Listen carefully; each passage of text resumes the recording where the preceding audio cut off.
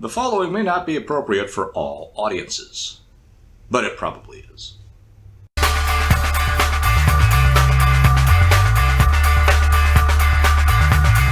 Hello, everyone. Thank you once again for joining us here on the Low Fact Podcast. What's up, guys?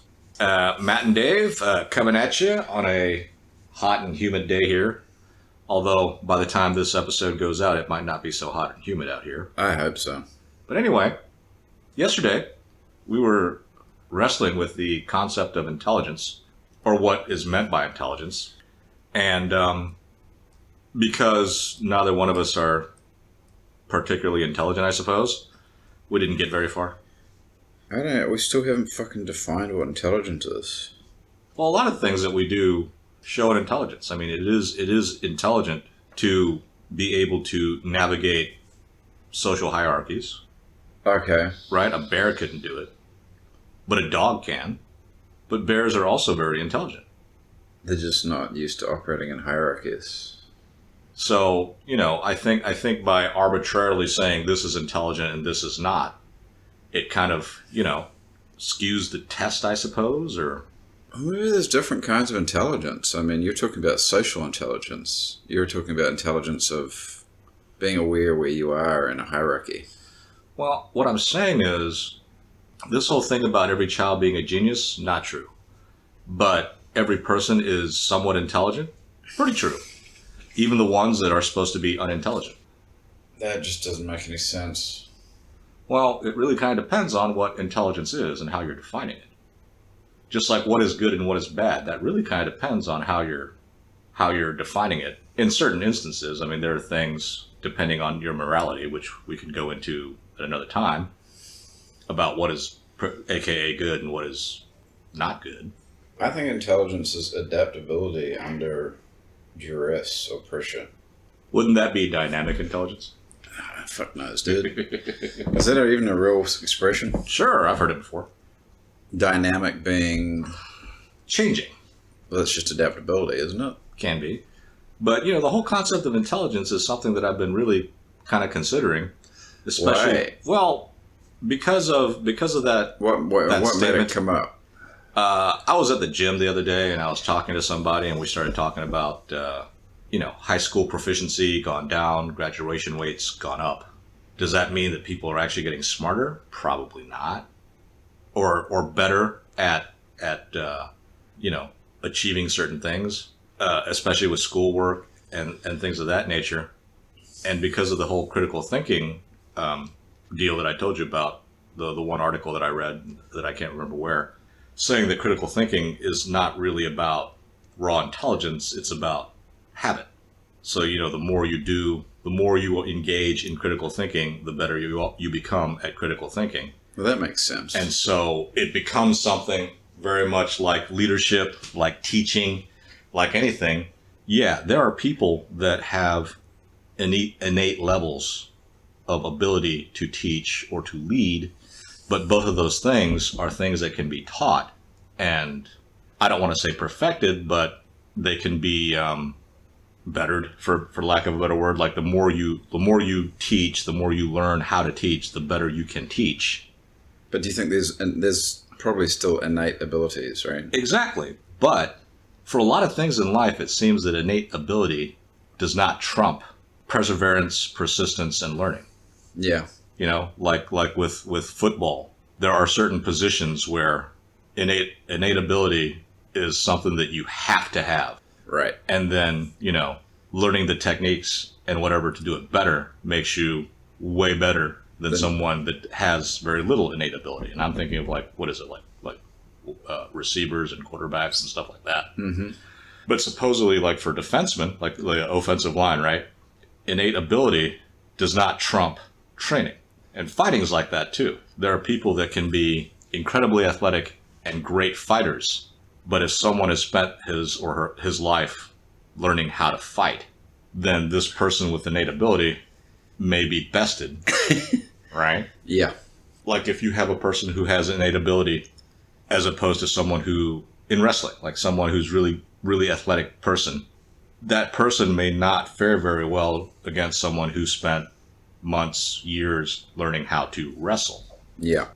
And that's a technique thing. So yeah, there is innate ability, innate skill, innate whatever. There is that whole innate. So there are people that are better or smarter or whatever, but it seems that the way society has gone on, the way we have evolved, that innate ability does not trump, learning, or does not trump, learning the skills. And that's where the teaching comes into mind. That's where leadership comes into mind, because there are a lot of techniques to become a good leader. I mean, if leadership was only about innateness, then, you wouldn't have to train anyone to be a good leader.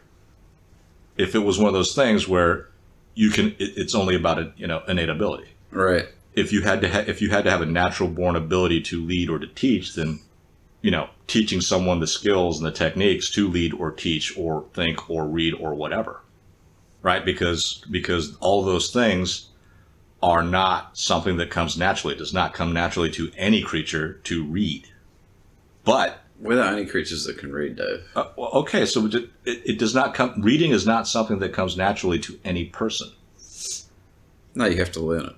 But some people learn it faster than others, right? But at a certain point, it's not like your ability to assimilate information to read makes you any better than someone who's been reading. So like if you have two high school students, two people that have been ostensibly learning to read since the second grade, right?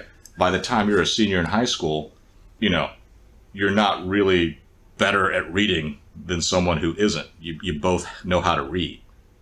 But you might be better at understanding, at comprehending. Mm-hmm. Very, very, very true. But my question at that point is that comprehension coming because you have an innate ability to assimilate information, or because you've been reading? Okay, what if one person reads like 6 or 7 hours a day because they love to read, as opposed to another person who only does it like 2 or 3 hours a day because they have to? Yeah. Is the ability to read or comprehend because one person is smarter or better better able to assimilate this information, or because they've been doing it more? I don't know. Like memorizing definitions. I was always terrible at memorizing definitions. Well, at a certain point, right? If the memorization of the definitions does not come, you can kind of figure out what stuff means by putting stuff together, like compound words, like exobiology. Okay, yeah. Right. I mean, those terms. As long as you know what they both mean, or well, it's the combination of three: exo being out, bio being life, lology being study of. Right. So if you just got people that are memorizing words and they don't put together, oh, well, these words are actually combinations of smaller words that mean something. Right. Well, you think you would just figure that out? Probably from doing stuff, from memorizing stuff. I mean, if you saw enough words. Well, if you saw enough words saw enough compound words with the word sub in it. Yeah. Like subterranean. Yeah. Substitute.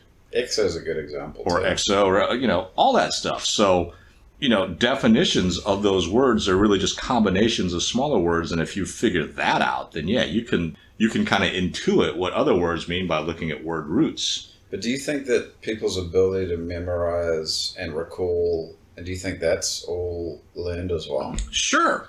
So if you're at an early stage, if your brain is shaped, most brains are pretty easy in that supposedly they're all kind of a blank slate. Yes, various folks have various advantages comparatively. You always hear about the people that have the eidetic memory and stuff.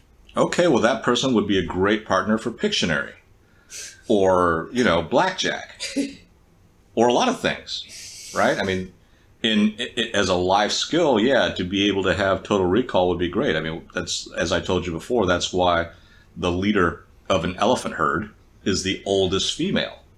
Not because the oldest female is the smartest, it's because the oldest female has been around the longest, has been walking around to the various food sources the longest.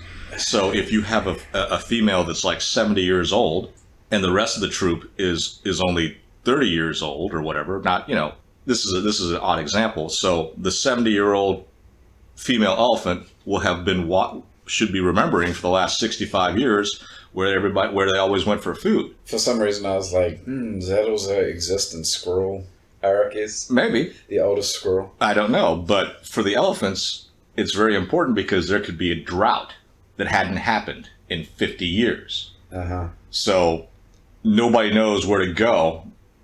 Except the oldest female. Right, because they've been rocking around. Maybe there was a drought 50 years ago and they went this other direction and found food there. Yeah. Well, if nobody knows, right? So that's why the elephant hierarchy is the way they are. But anyway, so I think we've kind of, I mean, we're still dancing around this whole idea of intelligence, and I think anything can be considered intelligent, but this whole idea that your innate abilities is gonna make you better than anybody at anything, which is true, but I don't think that it's one of those advantages that cannot be overcome, which is what a lot of the literature out there that I've been reading on stuff says. Well, anyway, thank you all for joining us, and we'll come at you one more time tomorrow. Alrighty.